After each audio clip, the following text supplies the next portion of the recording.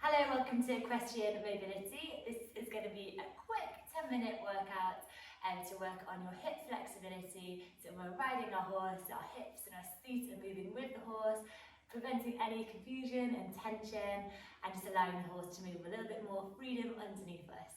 Okay, so for today's practice, if you've got a mat, that's great. If not, your carpet is fine. We don't need any props. So let's get started, lying down on our backs. Okay, so slowly with control, you can lie down using your core strength. And we just take a little minute to ground ourselves. So a nice big inhale, in through the nose, and out through the mouth. Just make sure we're lying nice and equal. And then we're going to lift up with our right knee, and we're bringing it in towards our chest. Just tucking in, keeping our left leg out, nice and long, feeling that stretch into our hip. So whilst you've got your knee up here, you can move it in a few circles clockwise and anti-clockwise, just moving that bone around the hip joints. That's it. And remember, as you're doing all these stretches, to keep breathing. So this might be enough for you, just working away, just doing your little circles. But if you want to, you can take your right hand, place it on the inside of your right leg, and just lift up.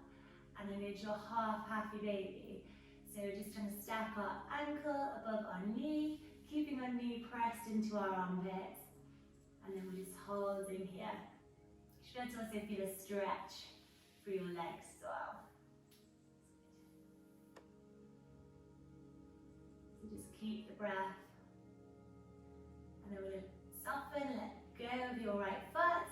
Take your left hand, put it on the outer edge of your right knee and cross over your right knee to the other side of your body. And with your right hand, you can bring it out to the side and invite a little opening up through the shoulders. That's it. This is a nice stretch. Twists are really good for the help of our lower back. We're also working our hips here. And on each exhale, see if we can stretch a little bit further. Really feel yourself breathing into your joints.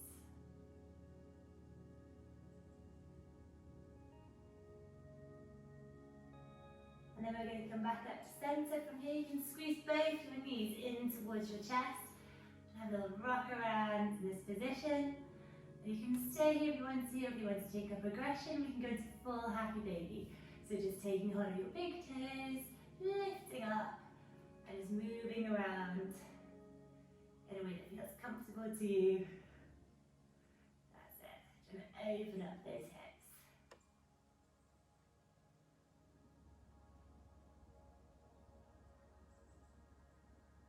And then we can relax back down. I'm just going to go ahead and we're going to repeat that on the other side.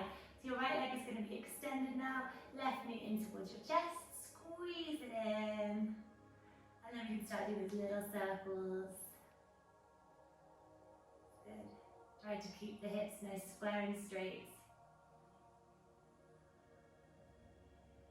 And then just make sure we're changing the direction we're moving. Before we go ahead and lift up into our half happy baby. And see if you can feel a difference one way or the other. That's it. Really press down, watch that right heel doesn't come off the ground.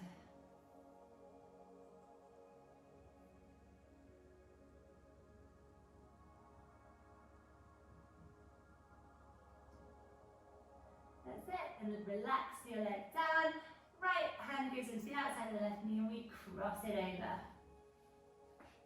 Oh, that's a long my way. And then we can stretch out of that left arm. Good. And then we're going to bring it back to center.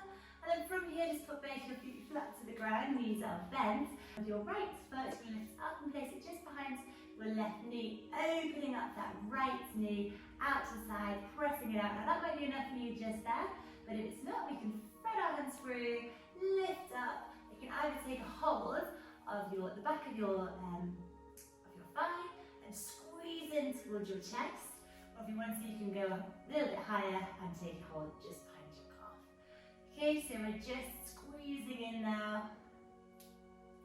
Opening up, every step we go, press open that right knee away from you, shoulder blades stay down and away from your ears. So you can nicely inhale and exhale, let it go. Squeezing a little bit more if you can. And then we relax it back down. With your feet placing flat on the floor, like hip width distance apart, and just let your knees flop one way, then the other, like a windshield wiper motion. That's it. Again, all these exercises aimed at working our feet. That's it, and this time we're going to go ahead and we're going to lift up our left foot, cross it behind the right knee, open up that knee, that left knee nice and wide, and then we're going to thread our hands through, lifting up with that right foot, and we squeeze in towards our chest. See where feels comfortable for you to hold on to. Always pressing over with that left knee. Keep the breath.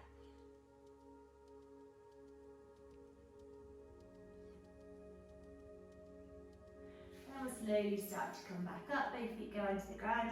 And a little bit of core strength, a little bit of rocking motion on the spine. Rock up, cross at the ankles, and we're just going to turn and we're going to get into a tabletop pose. From here we're going to go into our lizard pose. So your hands are going to be shoulder width distance apart.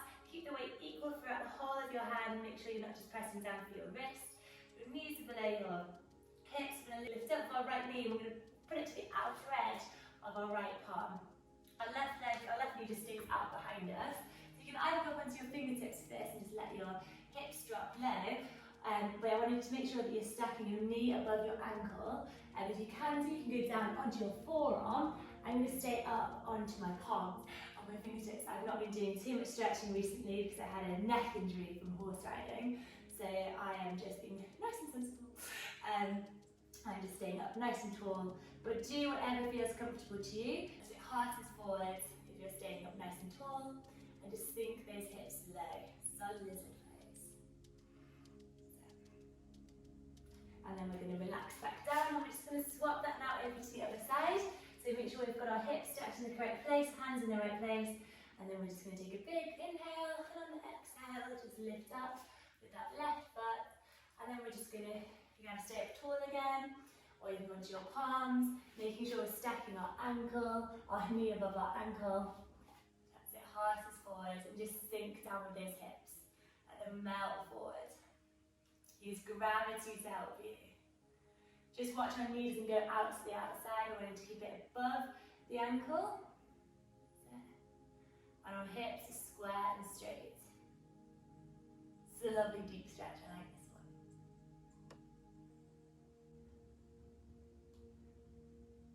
So we've got two variations to the next pose. You can step back into our tabletop pose. If you don't want to do downward facing dog, you don't have to. You can stay in tabletop. We're going to lift up. We're staying nice and strong in our core. Core is engaged. Lift that belly button up towards your spine. And then you're going to lift it up with your left knee, and you're going to bring it out at a 45-degree angle, and then we're going to start doing some big hip circles. Okay, so you can stay doing that. You're going to do it on the left leg and the right leg. But if you want to join me in downward facing dog, our hands are going to go slightly in front of our shoulders. We're going to tuck our toes under, lift up, press our hips up and back, push the heels down towards the ground, and just paddle out the feet here for a few little seconds. And then we're going to push our left heel down. With our right leg, we'll lift it up to the sky, bend at the knee, open up your hip, and we'll do our hip circles from a downward facing dog. Nice and slow. And then change direction.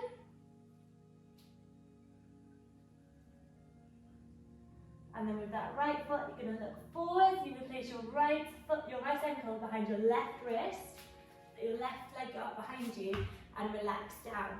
So it depends here if you're with your pigeon pose.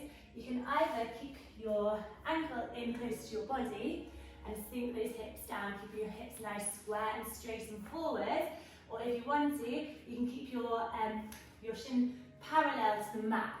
Okay, so it totally depends on your flexibility. It also depends on any previous injuries. So if you've had any tears or strains in your knee, or you've got joint pain in your hips or your knees, you might find this a little bit more comfortable keeping your ankle sort of closer to the body. Okay, so from here, keeping the heart forward for a couple of breaths.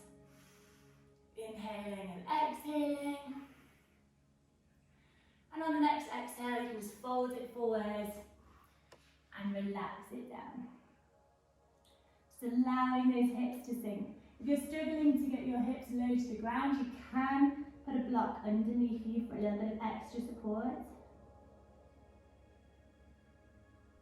That's it. And then we're going to come back up. We're going to meet back in either tabletop pose where you were before, or you're going to meet up in downward facing dog. So tuck those toes under, paddle out the feet, and then swap the legs this time. So if you did left leg last time, you're going to do right leg this time. So push down with your right heel, lift up the left leg, bend the knee, open up the hip, and then start doing your hip circles. Nice and slow. And change direction. Then look forward past the palms, left ankle behind right wrist, and then relax it back down. Right leg goes out behind you, heart is forward for a couple of breaths. As it really sink those hips down. So again, depending on your flexibility or previous injuries, you decide where you want to place your left leg.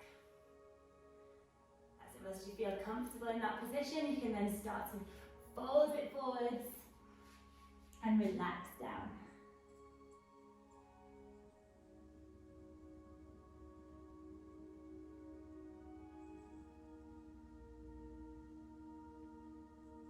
And then we slowly start to come back up. From this position, you're going to sit on the ground. You're going to put your two big toes together, knees as wide apart as you.